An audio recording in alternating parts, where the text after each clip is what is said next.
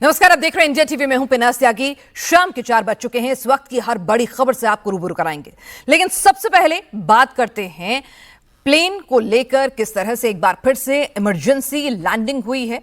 Air India विमान हादसे को अभी कुछ ही दिन बीते हैं, 300 लोगों की जान से देश उबर भी नहीं पाया है कि फिर केदारनाथ में हेलीकॉप्टर क्रैश में 7 लोगों की जान गई और अब लखनऊ से लेकर दिल्ली एयरपोर्ट तक बड़े विमान हादसे होते होते बच गए हैं। लखनऊ में सऊदी अरब के विमान के पहियों में आग लग गई। जेद्दा से हज यात्रियों को लेकर लौट रहा विमान लैंड कर रहा था। जैसे ही टैक्सी वे पर प्लेन पहुंचा, पहियों से चिंगारी निकलने लगी। हांगकांग से दिल्ली आ रही एयर इंडिया की फ्लाइट AI 315 को तकनीकी खराबी के बाद वापस लौटना पड़ा है।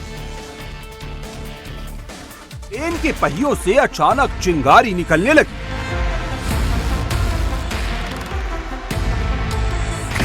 रनवे पर लैंडिंग के दौरान प्लेन के पहियों से तेज धुआं निकलने लगा।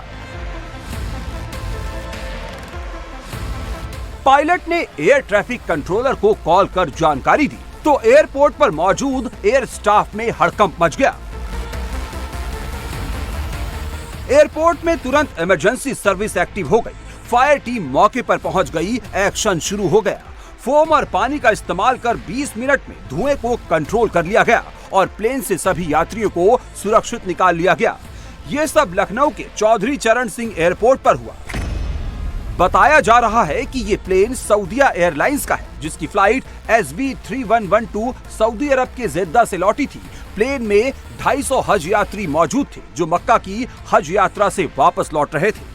बताया जा रहा है जब लैंडिंग के बाद प्लेन टैक्सी वे पर आ रहा था, तभी प्लेन के लेफ्ट साइड के पहियों से चिंगारी और तेज धुआं निकलने लगा। हादसे के बाद विमान को पुशबैक कर टैक्सी वे पर लाया गया। बाद में इंजीनियरों की टीम प्लेन में आई खराबी को दूर करने में जुट गई। सूत्रों के मुताबिक ये खराबी हाइड्रोलिक सिस्टम में अचानक लीकेज की वजह से हुई, जिससे पहिए से तेज धुएं के साथ चिंगारी उठने लगी थी।